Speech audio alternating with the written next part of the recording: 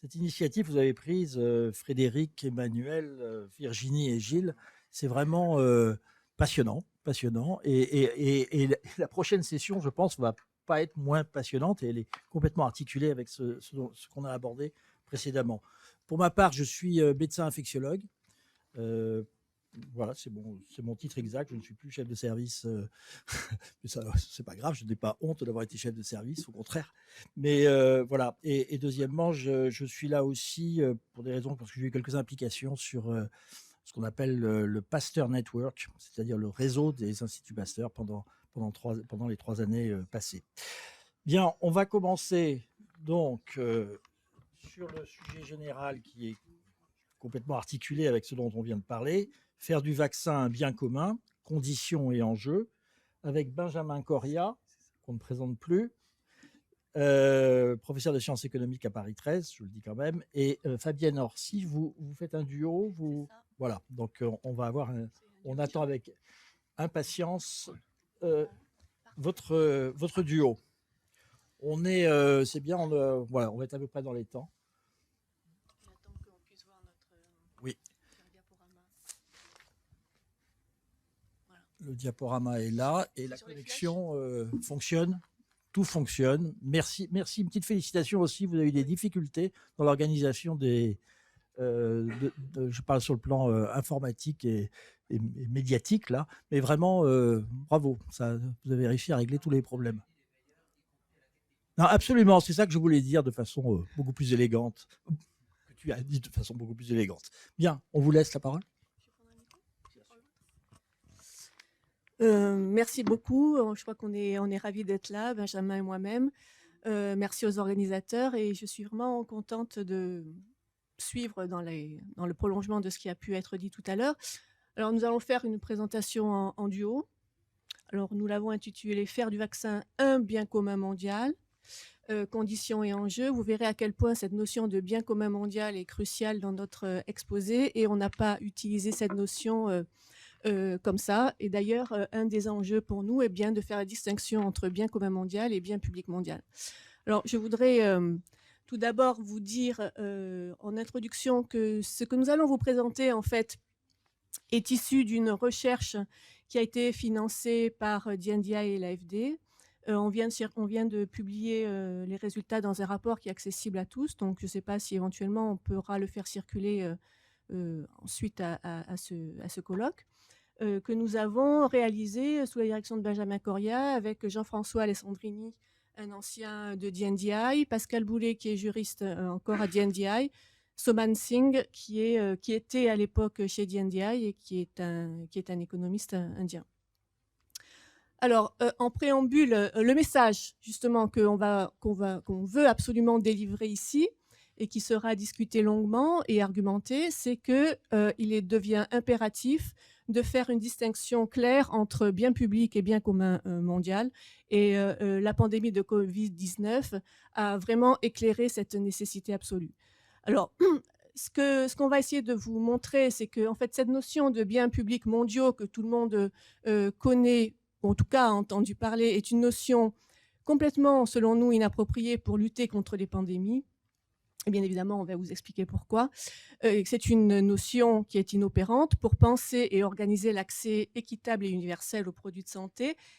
Et c'est en même temps un palliatif. Alors un palliatif, d'abord à une défaillance d'une gouvernance mondiale qui est occidentalo-centrée, on peut dire les choses comme ça, et qui est portée par une logique de philanthropie et de charité. Un palliatif aussi à un modèle de développement, de recherche et de développement et d'accès aux produits de santé qui est guidé d'abord et avant tout par des logiques de profit et non de santé publique. Bien évidemment, là aussi, on va argumenter. Il ne s'agit pas uniquement d'asséner certaines vérités et que, en fait, les vaccins contre le Covid se sont avérés être l'emblème de ce que nous voulons démontrer vis-à-vis de cette notion de bien public mondial.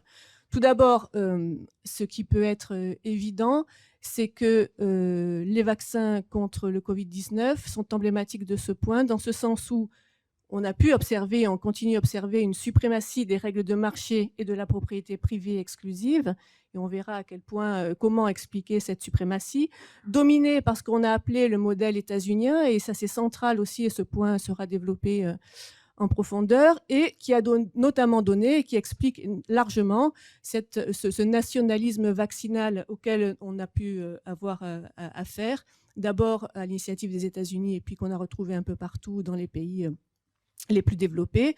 Et dans ce qui concerne la gouvernance internationale, le mécanisme COVAX, que l'on peut qualifier en ce qui nous concerne du cette année de la notion de bien public mondial. Et bien évidemment, on verra pourquoi. A contrario, et c'est la raison, et c'est toute l'argumentation que développera Benjamin dans son propos, c'est que cette notion de bien commun, si elle nous intéresse, en fait, c'est une approche qui est en construction et que l'on propose avec d'autres, qui permet un renversement radical, en fait, de la logique de bien public mondial, et pour permettre et rendre effectif l'accès universel et équitable aux produits de santé. Alors, juste pour rappel de cette confusion des termes qu'il y a, et pourquoi pour nous c'est très important de faire cette distinction, c'est qu'on a pu observer dans tous les discours qui ont lieu avec le Covid-19, avec la pandémie, qu'à la fois la notion de bien commun et des biens publics mondiaux avait un usage à profusion, avec un amalgame évident et une confusion des mots qui pour nous en fait empêche de saisir les enjeux conceptuels et politiques majeurs qu'il y a derrière chaque approche.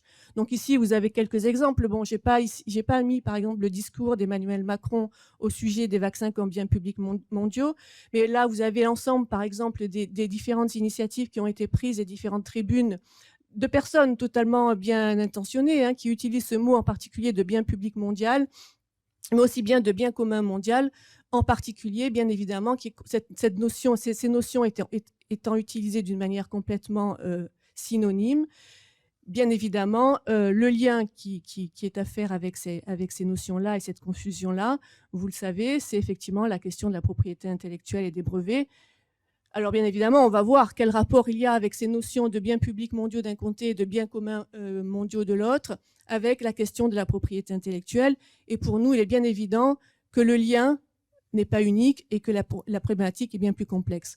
Mais ce que je peux évoquer ici, mais que Benjamin reprendra plus en détail tout à l'heure, c'est qu'au cœur, en fait, de ces controverses et de ces confusions, il y a en particulier cette proposition faite par l'Inde, à l'initiative de l'Inde et de l'Afrique du Sud, qui a été suivie par des centaines de pays par la suite, auprès de l'Organisation mondiale du commerce, d'une levée temporaire de toute forme de propriété intellectuelle, je précise bien toute forme de propriété intellectuelle, sur l'ensemble des produits de santé pendant la pandémie.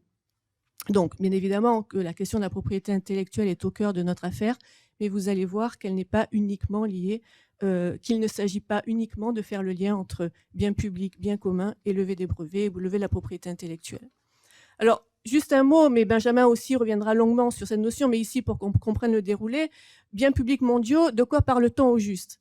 En fait, il faut avoir conscience de ça, et c'est important de comprendre qu'il ne s'agit pas uniquement d'un langage courant, parce que derrière le langage courant, en fait, il y a un concept.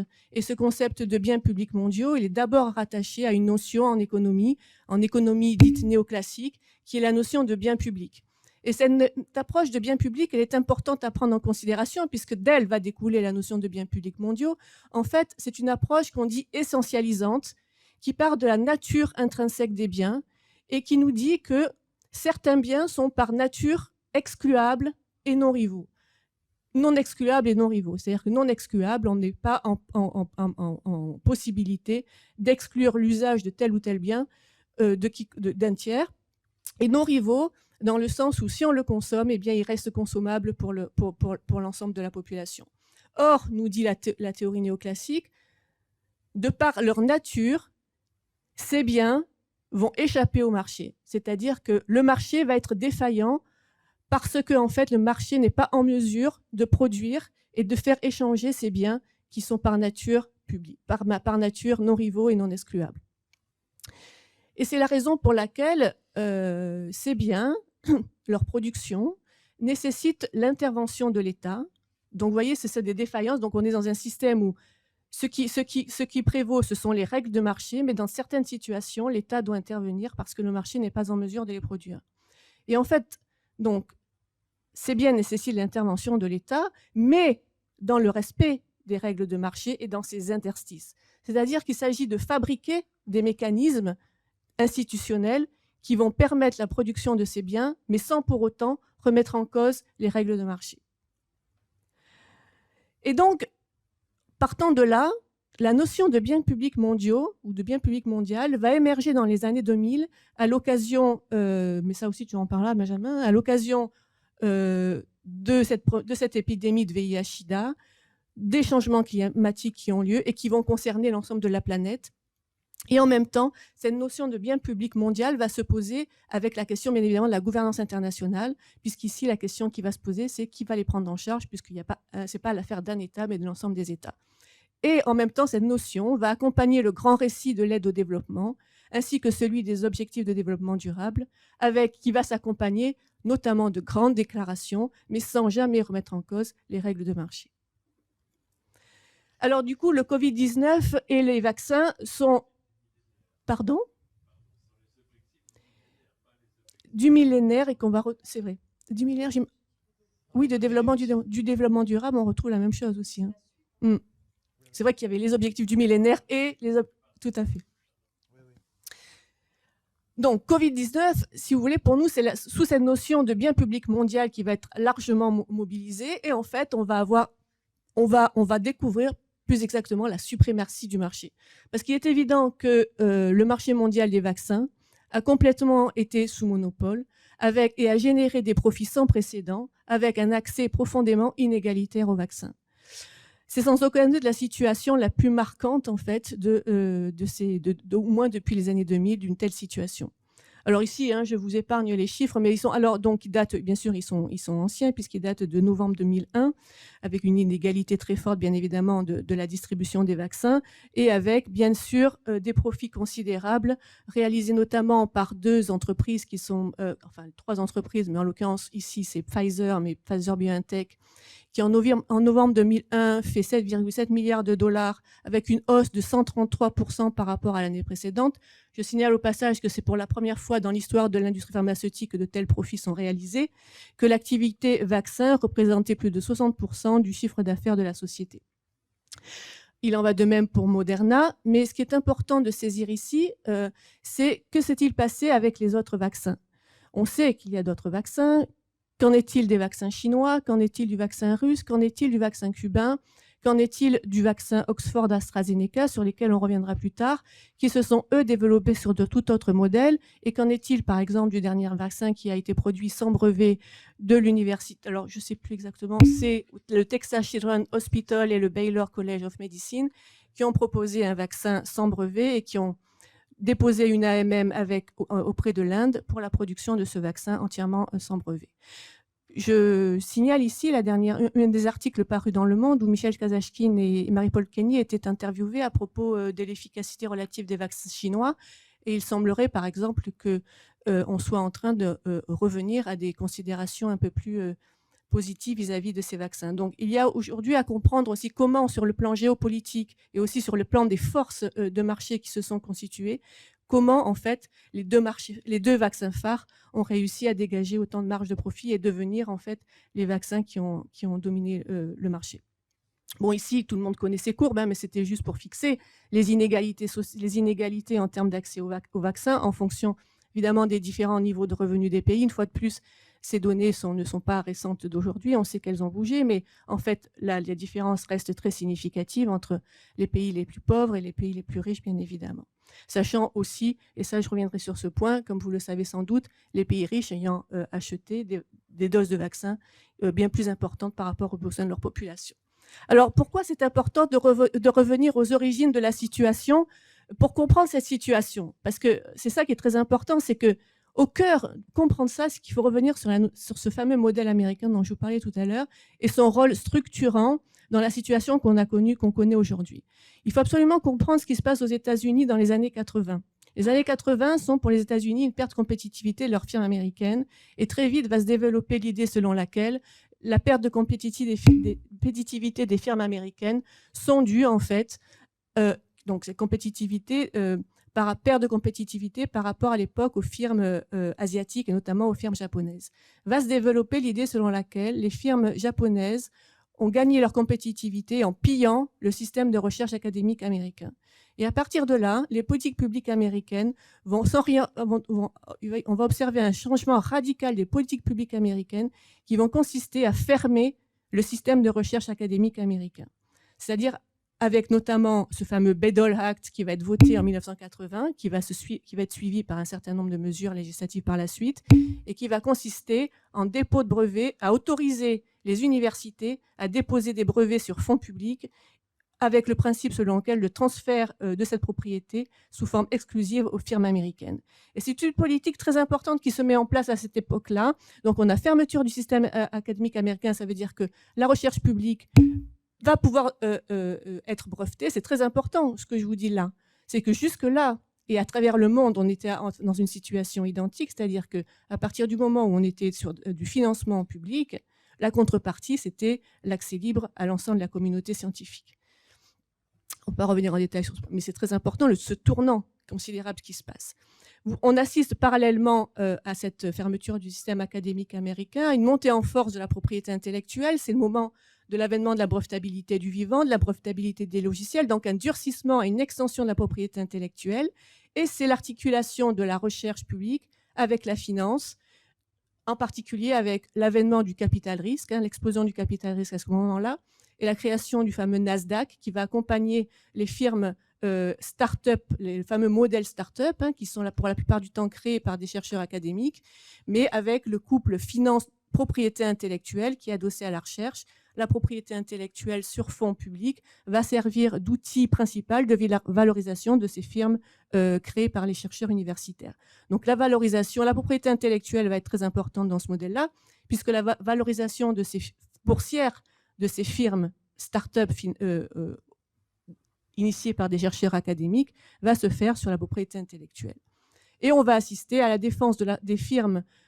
Par la suite, un point très important qui va comprendre pourquoi aujourd'hui la propriété intellectuelle au niveau international se discute autant, c'est que toute une série de politiques sont mises en place aux États-Unis pour défendre la propriété intellectuelle des firmes américaines à l'international. Et c'est notamment ce qui va donner lieu au sein de l'Organisation mondiale du commerce à l'introduction de la propriété intellectuelle dans le fameux Organisation mondiale de la propriété intellectuelle qui se crée en 1994. Les fameux accords ATPIC dont tout le monde a entendu parler, et pourquoi aujourd'hui on discute de la propriété intellectuelle au sein de l'Organisation mondiale du commerce avec les initiatives de l'Inde et de l'Afrique du Sud, c'est parce que depuis 1994, la question de la propriété intellectuelle est devenue une affaire de commerce international.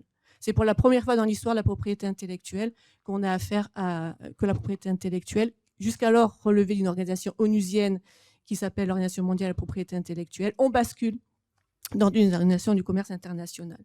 Et surtout, ce qui se passe à ce moment-là, c'est que la propriété intellectuelle donc, va devenir, des standards vont être imposés à l'ensemble des membres de l'Organisation mondiale du commerce, ces standards étant bien évidemment ceux des pays les plus développés. Et donc, on va imposer aux pays du Sud des standards en matière de propriété intellectuelle qui sont ceux des pays du Nord. Or, jusqu'à présent, le régime en matière de propriété intellectuelle était complètement différencié, c'est-à-dire qu'on autorisait les pays moins développés ou en fonction des produits concernés, à ne pas avoir de système de propriété intellectuelle dans leur législation internationale, dans leur législation nationale. C'est la raison pour laquelle des médicaments au sud, qui étaient brevetés au nord, pouvaient en toute légalité être produits sous forme de copie, et bien évidemment avec des systèmes d'autorisation de mise en marché. Ça n'a rien à voir, propriété intellectuelle et AMM n'ont strictement rien à voir. Et donc, c'est la raison pour laquelle certains pays pouvaient produire des médicaments brevetés au nord et on était en toute légalité. Donc, nous avons affaire à ce moment-là à un nouveau cadre instituant. Vous voyez bien par rapport à la question des biens publics mondiaux, les vaccins biens publics mondiaux, ça ne colle absolument pas. Des vaccins ne sont pas des biens publics mondiaux. Les vaccins sont sous régime de propriété intellectuelle, des biens à propriété privée exclusive étendue, et l'ensemble des produits de santé de même. Donc, dernier point, ce qui est important, c'est le modèle américain. Et sa deuxième extension, c'est comment on va passer du Bayh-Dole Act à l'opération Warp Speed, dont il a été question à plusieurs reprises aujourd'hui. C'est que En fait, ce qu'il faut comprendre, c'est que, alors même que l'Union européenne cherche encore à comment s'organiser pour lutter contre les pandémies, on apprend aujourd'hui que 1,3 milliard de dollars vont être lancés dans la ERA, enfin absolument ridicule. Le modèle états-unien, lui, en termes de préparation de la lutte contre les pandémies, date de bien plus, bien plus ancien, puisque c'est dès 2006, avec l'affaire de l'anthrax, que les États-Unis mettent en place une véritable politique de biosécurité qui va par la suite intégrer bien évidemment la question des maladies émergentes. Donc là, je vais très vite parce que la première loi à prendre en considération, c'est la fameuse loi PAPA, pour Pandemic and All Hazard Preparedness Act, qui va donner naissance à la BARDA, dont tout le monde parle aujourd'hui, qui est la Biomedical Advanced Research and Development Authority, certes, qui est une autorité de soutien. En fait, ce qui est important dans cette agence, c'est à la fois une autorité de soutien avancée à la lutte contre les maladies émergentes et les autres menaces de type bioattaque. C'est une agence qui finance massivement les projets. Alors attention, mais ce n'est pas des projets de recherche fondamentale. La plupart du temps, ce sont des projets de recherche clinique. Donc ça intervient aux phases aval de la recherche et développement, donc qui accompagne souvent les essais cliniques, mais en même temps qui accompagne aussi le développement des capacités de production des firmes concernées. D'autres mesures sont prises aussi dans la droite file de la BARDA aux États-Unis, donc bien avant le Covid. C'est la mise en place de procédures accélérées d'autorisation de mise en marché, ainsi que des procédures d'achat public anticipées des produits concernés. Et c'est dans ce cadre-là, lorsque l'on parle de la BARDA aujourd'hui avec le Covid, je ne sais pas si vous imaginez, mais BARDA existe depuis 2006, et c'est dans ce cadre-là, en fait, que l'opération Warp Speed intervient, avec les 18 milliards de dollars pour le développement de vaccins, de médicaments Covid, qui a été lancé par, effectivement, Trump. Donc ici, on a les financements de la BARDA et d'autres fonds publics américains pour le développement des vaccins. Donc, vous pouvez voir qu'il ne s'agit pas uniquement de financer des firmes américaines, mais aussi des firmes européennes, un certain nombre de projets, en fait, qui permettent le développement rapide, en tout cas, de vaccins dans ce cas bien précis. Donc, je passe parce que je suis allée assez vite. Donc, c'est pour ça, quand on parle aujourd'hui comme de quelque chose d'absolument extraordinaire, la création en Europe de l'ERA, et qu'on avance, qu'on est absolument content qu'on finance à hauteur d'1,3 milliard d'euros l'agence européenne qui est supposée être le pendant de la BARDA, vous imaginez quand même qu'on est loin du compte. Alors, pour finir sur ce point, donc, si on met ensemble à la fois le modèle américain dans ses deux composantes, BEDOL Act, donc financement de la recherche publique avec brevet, avec un financement public plus propriété intellectuelle adossée au financement public, avec transfert exclusif de la propriété aux firmes privées, plus préparation aux pandémies avec BARDA et l'ensemble du système mis en place, eh bien, c'est la raison pour laquelle on arrive à un modèle bien particulier en matière de Covid en ce qui concerne le vaccin, c'est que vont se développer des contrats propriétaires excessivement exclusifs. Bien évidemment, on va avoir affaire, et grâce aux États-Unis, à un développement très rapide de la recherche publique, bien évidemment, très rapide des vaccins, en particulier des vaccins ARN, mais pas seulement, mais avec une propriété absolue, donc exclusive, laissée aux firmes, alors que je signale que le BEDOL Act en particulier autorise pourtant le partage et la rétention de certains droits par les États, mais qu'à aucun moment l'État américain n'a utilisé ces droits pour pouvoir utiliser ces droits à des fins différentes. D'ailleurs, il y a eu pas mal d'initiatives de collectifs citoyens et d'associations demandant au gouvernement américain d'utiliser ces droits qu'il n'a jamais fait. Donc, on a affaire à un financement public à tous les étages. À tous les étages, pourquoi? Parce qu'au niveau de la recherche et de l'augmentation des capacités de production, mais aussi des accords d'achat anticipés. Là aussi, l'État américain, donc ça va être un modèle qui va être ensuite repris par l'Union européenne, on a pu le voir tout à l'heure, c'est-à-dire que des accords d'achat anticipés, c'est-à-dire que l'État sécurise en fait par des fonds publics l'achat des produits qui ne sont pas encore autorisés à être mis sur le marché, avec, et ça c'est le pendant, des clauses de restriction à l'export très importantes. Un point important aussi qui est le transfert de responsabilité de la sécurité des vaccins des firmes vers l'État. Ça, on aura peut-être l'occasion d'en parler, on l'avait évoqué, contre des droits de tirage, bien évidemment, plus importants aux États-Unis qu'ailleurs. Et donc, c'est ce qui va conduire en fait à ces politiques, à ces stratégies de nationalisme vaccinaux qui vont devenir hégémoniques et qu'on va par la suite retrouver dans un certain nombre de pays du Nord. Et c'est ce qui explique bien évidemment, rappelez-vous, les appels répétés de l'OMS à la solidarité entre nations. Donc, je vais passer la parole maintenant à Benjamin pour la suite de notre présentation. Merci beaucoup. Bon, Fabienne l'a déjà dit, mais je tenais à le dire en mon nom propre. Je suis enchanté de ce séminaire, dont je trouve que la tonalité, indépendamment de sa qualité scientifique, mais l'explicitation des enjeux socio-économiques, au-delà des simples enjeux éthiques, auxquels il faut donner toute leur importance. J'ai rarement assisté à un colloque de cette qualité, de ce point de vue, et je suis vraiment ravi d'être ici. Bon, donc je poursuis maintenant sur la deuxième partie de la présentation, en essayant d'enfoncer le clou que Fabienne a commencé à enfoncer, si je peux dire. Pourquoi la notion de bien public mondial est une notion faussée qui ne nous permet pas d'avancer. Alors si je me permets, si nous nous permettons d'attaquer cette notion et de la critiquer, c'est parce qu'on a l'alternative, qui est la notion de bien commun. Donc je veux dire, il n'y a pas à protéger des momies. Je veux dire, on a changé de période. Alors, l'idée, c'est de revenir brièvement pour expliquer pourquoi la notion de bien public mondial est une catégorie, on a choisi l'expression de dire née orpheline. Elle est née orpheline parce qu'elle est née sans les conditions de son effectivité. C'est-à-dire qu'on affirme que c'est un bien public mondial qui doit être partagé. Notre président préféré, vous vous en souvenez sans doute, avait dit, bien entendu, dès que le vaccin sera disponible, ça devrait être un bien public mondial. A-t-il été un bien public mondial? J'en sais rien. Peut-être que dans sa tête, oui, parce que c'est une catégorie orpheline. Pourquoi? Parce qu'elle naît, comme ça a été dit, donc dans les années 2000, avec l'émergence de considérations d'enjeux globaux nouveaux, des enjeux environnementaux, des enjeux de santé, des enjeux de sécurité, mais la notion est avancée dans des arènes dépourvues de pouvoir d'implémentation, de pouvoir d'introduction.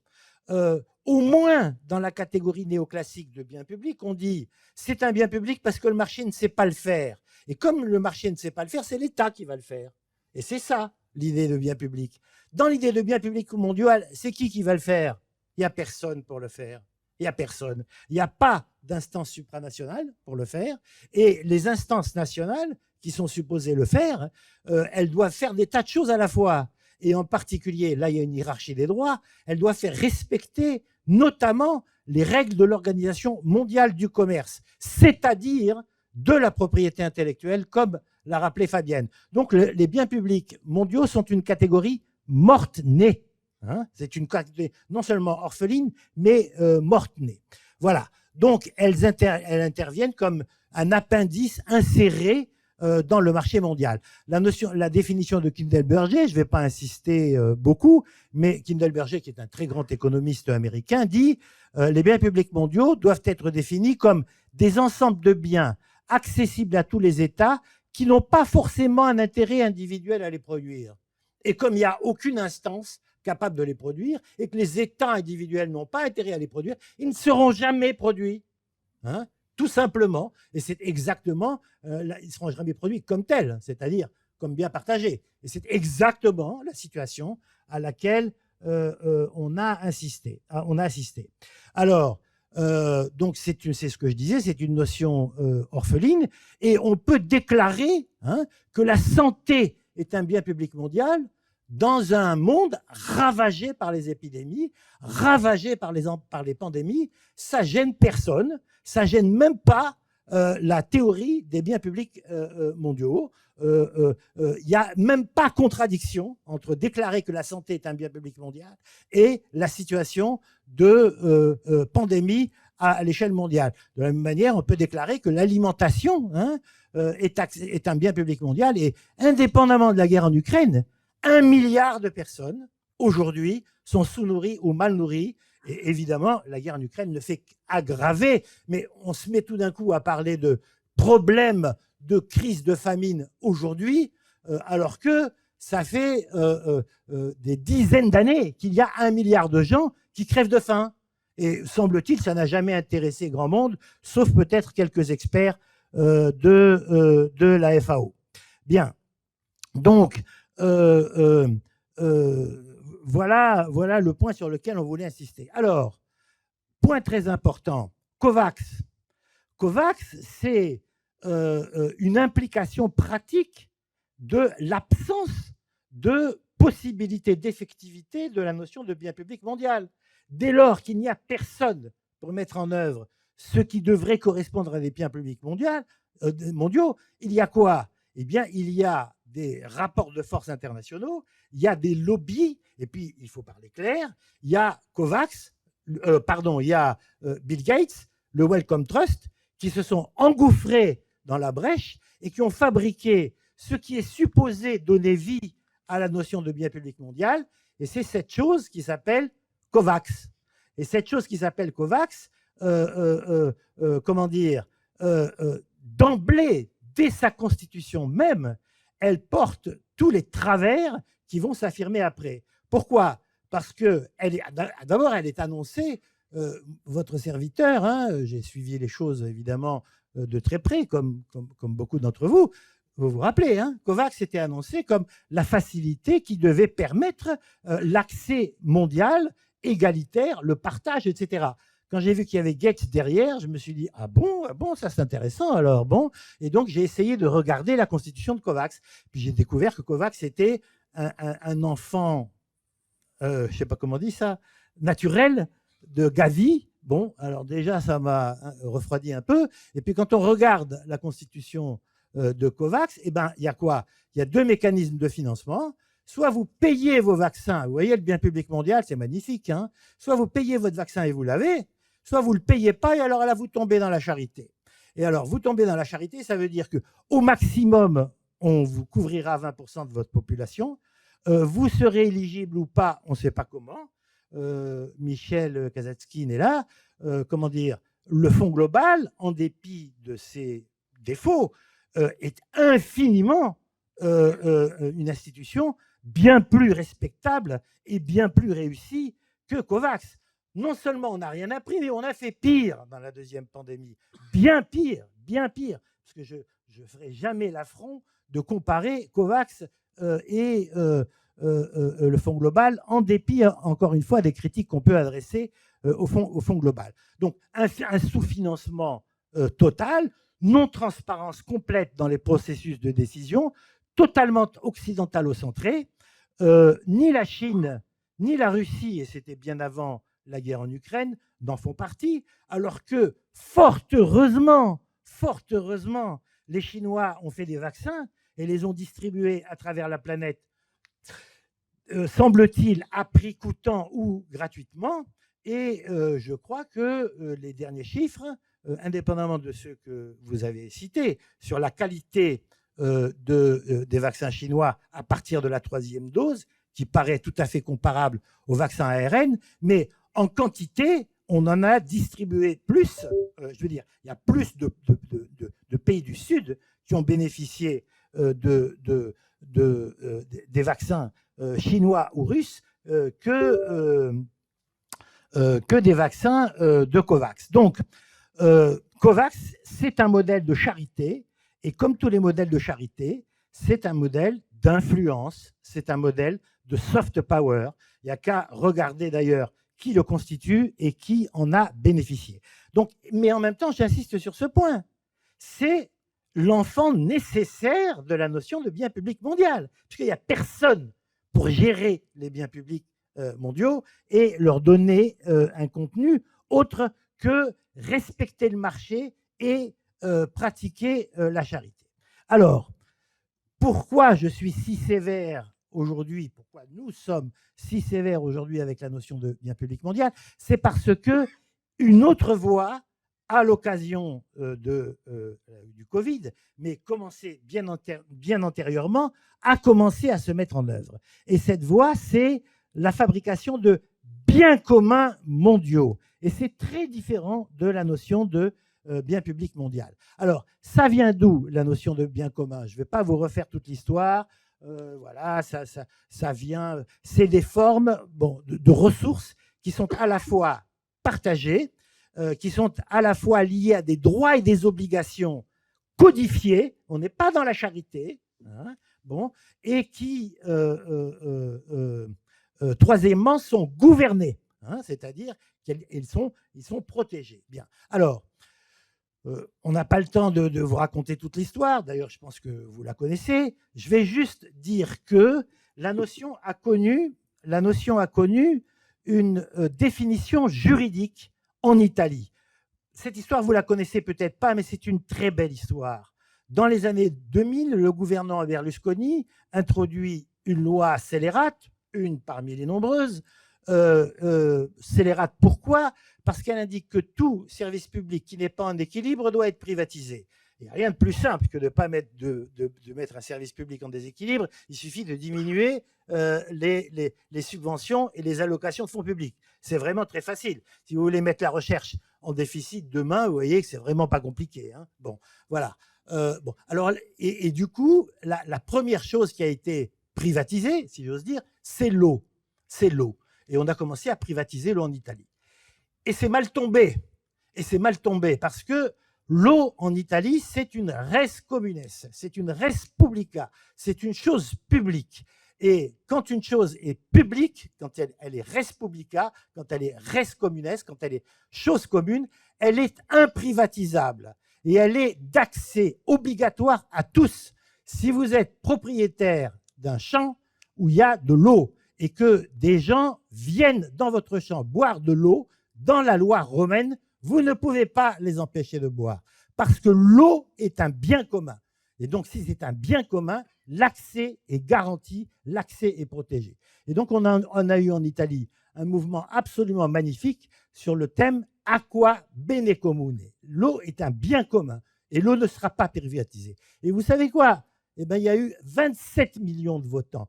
Pas un petit million minable comme on a eu, nous, hein, à propos d'aéroport de Paris. 27 millions de votants. La loi a été révoquée. Un certain nombre d'entreprises privatisées ont été renationalisées, remunicipalisées. À Naples, l'endroit où ça a été remunicipalisé s'appelle maintenant ABC, Acqua Bene Comune di Napoli. Ça ne s'appelle pas Régie municipale de l'eau, non, ça s'appelle Acqua Bene Comune di Napoli. Et les premiers litres d'eau sont gratuits parce que l'eau est un bien commun. Bien. Eh bien, dans le même temps, il y a eu en Italie une commission sénatoriale, pas n'importe qui, hein, une commission sénatoriale qui s'est penchée sur la notion de bien commun pour lui donner une notion juridique. Et la notion c'est la suivante. C'est la commission Rodotà. On dit que sont des biens communs, ont vocation à devenir des biens communs après délibération citoyenne. C'est-à-dire une fois que les citoyens ont validé ça. Tous les biens qui, indépendamment du titulaire ou du type de propriété, donc j'y reviendrai, que ce soit public ou privé, on s'en fout. Hein, on s'en fout. Mais tous les biens qui se révèlent fonctionnels par leur nature ou leur finalité à la poursuite et à la satisfaction des intérêts de la collectivité et des droits fondamentaux de la personne. Autrement dit, je vais le dire simple, tout bien qui a à voir avec les droits fondamentaux de la personne a vocation à devenir un bien commun et doit être protégé comme tel. Alors, c'est ça qui est important, c'est que si le bien est déclaré bien commun, si le bien est déclaré bien commun, et évidemment, c'est une décision politique de la collectivité, donc si le bien est déclaré bien commun, alors il doit être protégé par un système juridique. Alors il doit être tenu hors commerce. Hors commerce. Ça ne veut pas dire qu'il n'y a pas un système de coûts, de prix, etc. pour en assurer sa production. Mais on n'y accède pas par le marché, on y accède par d'autres moyens que le marché. Voilà. Et troisièmement, ce bien doit être aussi géré avec une participation citoyenne parce qu'on ne peut pas, c'est trop sérieux pour le laisser soit à des firmes, soit à l'État. Et donc, il faut que le peuple lui-même vérifie que son accès à ce bien commun est préservé. Bien. Que sont les biens communs? Le texte de loi dit les fleuves, les torrents, leurs sources, l'air, l'atmosphère, les parcs, les forêts, etc. Et par extension, tous les biens qui entrent dans la reproduction longue des communautés humaines. Et donc, la recherche, l'éducation, la santé ont vocation à devenir des biens communs. Alors après se pose la question, et c'est ça la partie plus exploratoire, et c'est ça la partie nouvelle dans laquelle nous sommes entrés, et je veux dire, qui peut nous rendre optimistes en dépit de tout, c'est quelles entités sont capables de fournir le bien commun, hein, et comment les coordonner. Alors, c'est là-dessus qu'on s'est penché dans notre recherche sur comment faire des produits de santé des biens communs. Alors, notre démarche, ça a été de regarder dans ce qui se faisait, pouvait permettre d'aller vers cette idée de construire les biens de santé comme des biens communs. D'abord, il y a une condition générale qui a à voir avec la propriété intellectuelle. Il est clair que si les biens de santé restent des biens privatifs, exclusifs, etc., ça ne deviendra jamais des biens communs. Bon. Mais en même temps, c'est ça que permet la notion de bien commun. On peut sortir de la notion 0,1, 100% de propriété intellectuelle, 0% de propriété intellectuelle. C'est la bataille d'ailleurs qu'on a menée avec Michel à l'époque à la NRS. Il y a toute une série de formules intermédiaires. Et en particulier, le waiver, la proposition des pays de l'Afrique du Sud et de l'Inde à laquelle faisait référence Fabienne, c'était ça. C'était on suspend la propriété intellectuelle le temps de lutter contre la pandémie. C'est-à-dire le temps de soigner les gens, le temps d'éviter de mourir. C'est vraiment énorme, hein, c'est vraiment énorme hein, comme demande. C'est considérable. Eh bien, vous savez ce qui s'est passé. Ça c'est ma honte personnelle. Hein. La planète entière était pour la levée temporaire. Qui s'y est opposé? L'Europe, notre Europe, en rouge. Même les États-Unis de Biden étaient très hésitants. Ils ont dit qu'ils laisseraient faire. Hein. C'est nous. Hein. Je dis ça d'autant plus volontiers que je suis foncièrement européen, hein, qu'il n'y ait pas d'ambiguïté là-dessus. Hein. Mais regardez ça. Regardez. Bien. Bon, en tout cas, comment dire, ce dont il est question, c'est seulement d'une levée transitoire. En plus, il y a toutes sortes d'autres formules. On n'est pas coincé dans 0,1. C'est pas vrai. C'est pas vrai. Il y a toutes sortes de manières de gérer la propriété intellectuelle. Alors, par exemple, l'un des modèles auxquels on s'est intéressé, c'est AstraZeneca. Pourquoi AstraZeneca? Quelles que soient les difficultés qu'il y a pu y avoir, mais ce n'est pas prouvé du tout, hein, en ce qui concerne l'efficacité de ce vaccin. Parce que, par exemple, tout le Royaume-Uni a été vacciné avec AstraZeneca. À ma connaissance, il n'y a pas plus d'effets secondaires qu'ailleurs. Hein. Mais ce qui nous a intéressé, c'est le modèle lui-même. Pourquoi? Parce que d'abord, c'est de la recherche universitaire. Ensuite, il y a eu un partenariat avec une entreprise privée. Et ce partenariat impliquait vente à prix coûtant pendant la durée de la pandémie, au minimum, plus dissémination du savoir-faire à tous ceux qui le souhaitaient. Alors, je n'ai pas eu le temps parce qu'on était un peu pressé, mais il y a une carte mondiale des lieux où est produit AstraZeneca et c'est produit dans de très nombreux endroits sur la planète. Et l'histoire, ah oui, mais AstraZeneca, c'est produit en Inde et l'Inde, c'est pas vrai, c'est pas vrai. AstraZeneca est produit dans toute une série de lieux de la planète et voilà, pour dire que il n'y a pas suppression de la propriété intellectuelle. Hein. AstraZeneca reste propriétaire du brevet, mais la condition, c'est qu'il l'utilise à prix coûtant pendant la durée de la pandémie. Et puis, on a découvert aussi, toujours dans la perspective de faire un bien commun, qu'on peut faire de la R&D tout à fait autrement.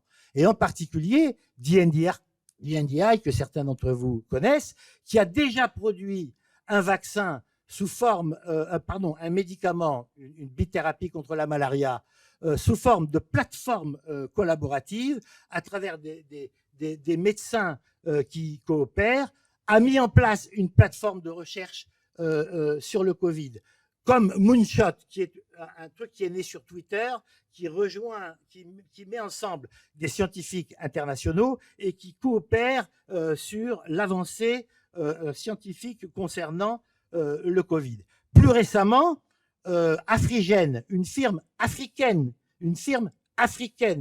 avec l'aide de l'OMS, a été capable de cloner entièrement et complètement le vaccin Moderna. Et aujourd'hui, la question, c'est juste le passage à l'échelle industrielle. Donc, il est absolument possible. Et là, on est absolument dans le cas du vaccin bien commun. Hein, et qu'on ne nous explique pas, ah oui, mais sans propriété intellectuelle, machin. Elle reste la propriété intellectuelle. Dans certains cas, dans d'autres cas, elle disparaît. Il y a 1000 solutions. Si on veut trouver des solutions, il y en a. Enfin, dernier point, le problème des patent pools, c'est-à-dire de la mise en commun des savoir-faire. Alors, on a bien le médecine patent pool, il obtient certains résultats, mais en même temps, comme il s'agit de licences volontaires, il est un peu l'instrument des firmes multinationales. Je sais que ça va pas faire plaisir à un certain nombre de gens, mais il faut dire les choses comme elles sont. Bien. Donc, pourquoi ? Parce que les firmes vont donner ou ne pas donner un certain nombre de brevets en fonction des zones dans lesquelles elles sont fortes, faibles, où elles veulent pénétrer, pas pénétrer, etc.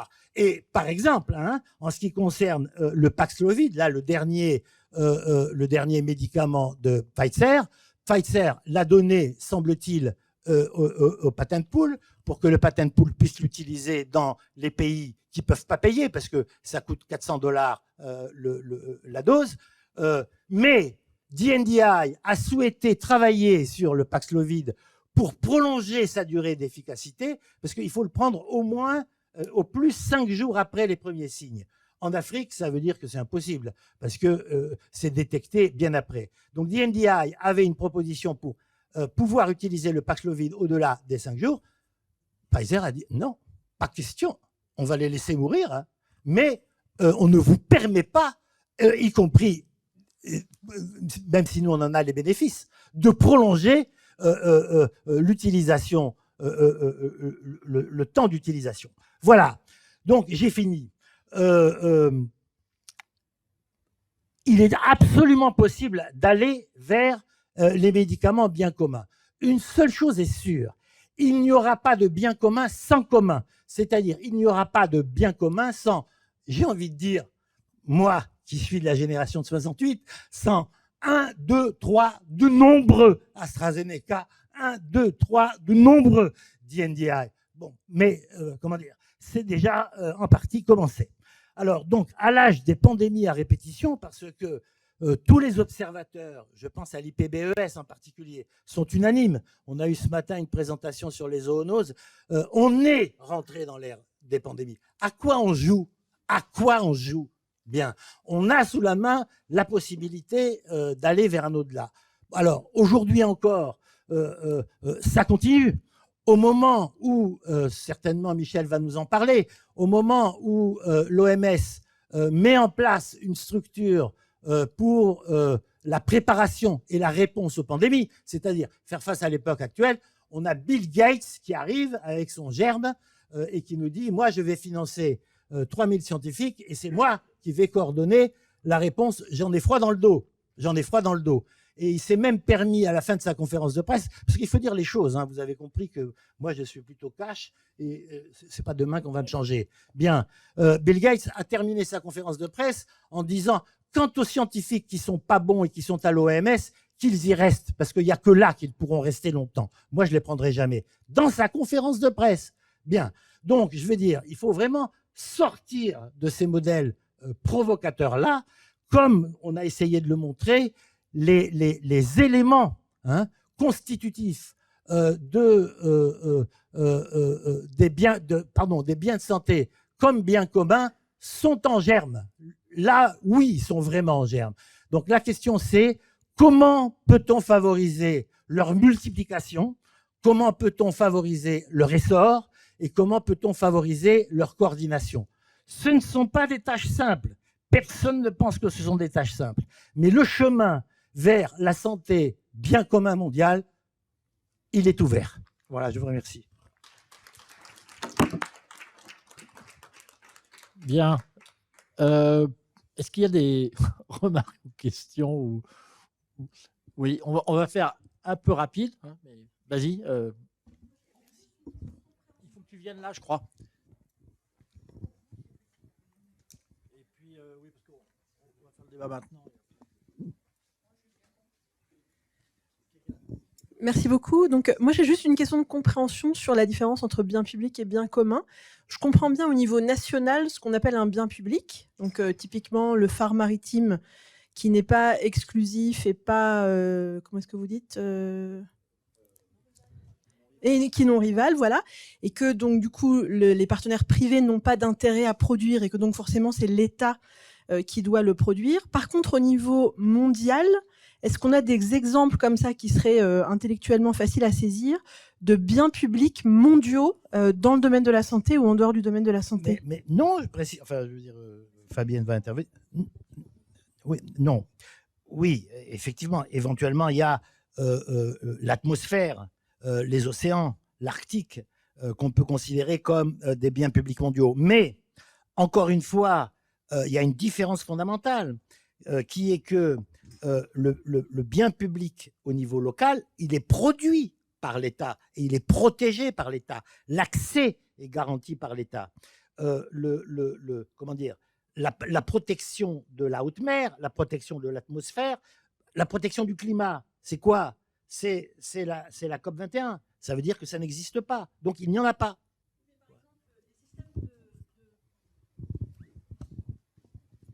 Merci. Par exemple, les systèmes de préqualification des médicaments, en fait, de l'OMS, on pourrait d'une certaine façon considérer qu'ils sont une forme de bien public mondial, non? C'est surtout de la réglementation. Je ne vois pas pourquoi, parce qu'à ce moment-là, toute réglementation internationale est un bien public mondial. Mais je veux dire, c'est pas ça qui est visé. C'est pas ça qui. Enfin, Non, mais c'est bien ce qu'on essaye de démontrer, c'est qu'en fait, cette notion de bien public mondial n'a jamais eu aucune consistance, parce qu'on voit bien les difficultés qu'on a à la mettre en œuvre, et qu'on voit bien que ça, en fait, ça a plutôt servi de récit à l'aide au développement et au développement des objectifs du millénaire et des ODD, plus qu'autre chose. On voit bien, on bute toujours sur la même problématique, en fait. Donc, c'est bien pour ça que pour nous, ça pose un véritable problème que de bâtir une gouvernance internationale, que de poser la question de l'accès universel et équitable aux biens en passant par cette notion-là. On voit bien tous les écueils. Voilà. Ça a d'abord été complètement adossé à tout le récit sur l'aide au développement, et c'est ce qui nous paraît le plus problématique, en fait. Super, merci. Fabienne, tu m'avais visé un tout petit peu gentiment sur une de tes diapos. Il y avait une citation il y avait un de mes papiers, et donc je fais partie des gens qui sont accusés de confondre, malgré nos bonnes intentions, les biens publics mondiaux et les biens communs. En fait, moi, je persiste, je ne confonds pas. J'ai l'impression que quand vous prenez justement l'exemple de l'eau, c'est un truc qui existe. Et pour moi, les biens publics dans le contexte du vaccin est intéressant, et je pense que j'ai rejoint justement la remarque qui a été faite, c'est que le bien public, ce sont des choses des artifices qui doivent être gérés, qui ne peuvent pas être laissés comme ça, qui ont été inventés, etc., et que l'État décide de rendre public. Donc, ce n'est pas une notion aussi vide. Et par exemple, là, pour les vaccins, pour moi, les vaccins, ça fait sens de lui attribuer ces statuts très particuliers, puisque ce n'est pas les vaccins qui est le bien public mondial. C'est la recette du vaccin. Bah si, c'est la recette du vaccin. La recette, elle est appropriée, elle est déposée, c'est un bien privatif. Non, mais justement, mon postulat, c'est là. Pas justement, c'est un bien privatif. Le brevet.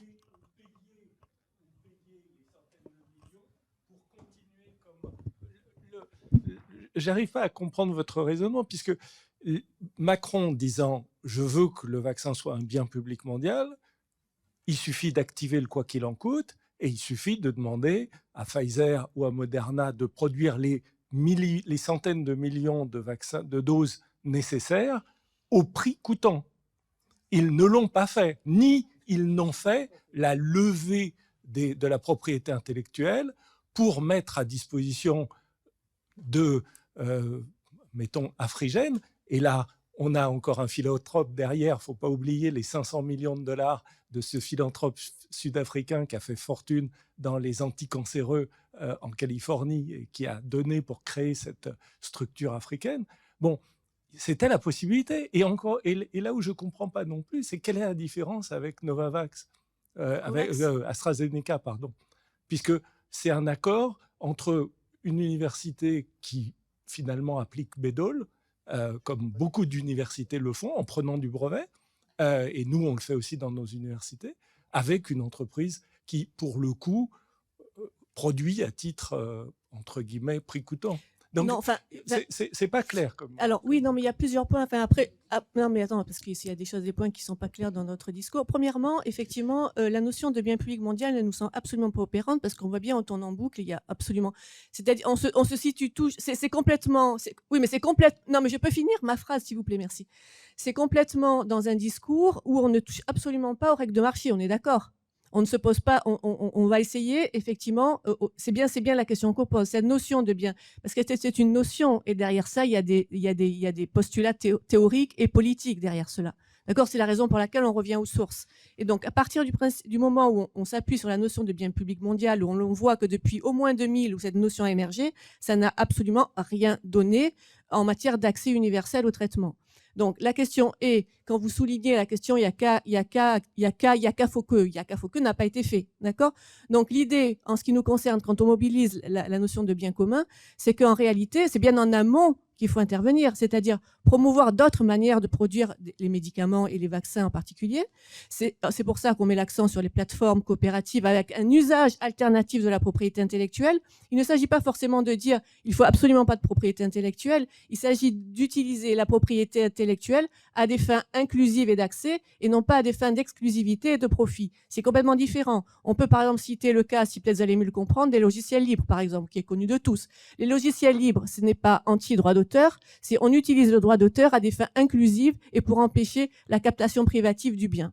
Donc, c'est pas, au contraire, c'est comment on utilise la propriété intellectuelle à des fins complètement différentes. Donc, Oxford AstraZeneca, c'est un modèle complètement différent que de celui de BioNTech Pfizer. C'est-à-dire que Oxford dit, voilà, nous, on va déposer un brevet, mais hors de question qu'on en fasse un usage exclusif et à des fins de profit. On veut que vous, partenaires industriels, bon, l'histoire est un peu plus compliquée, mais on va schématiser, vous, acteurs industriels qui allez produire notre vaccin, vous allez le produire, mais à prix coûtant.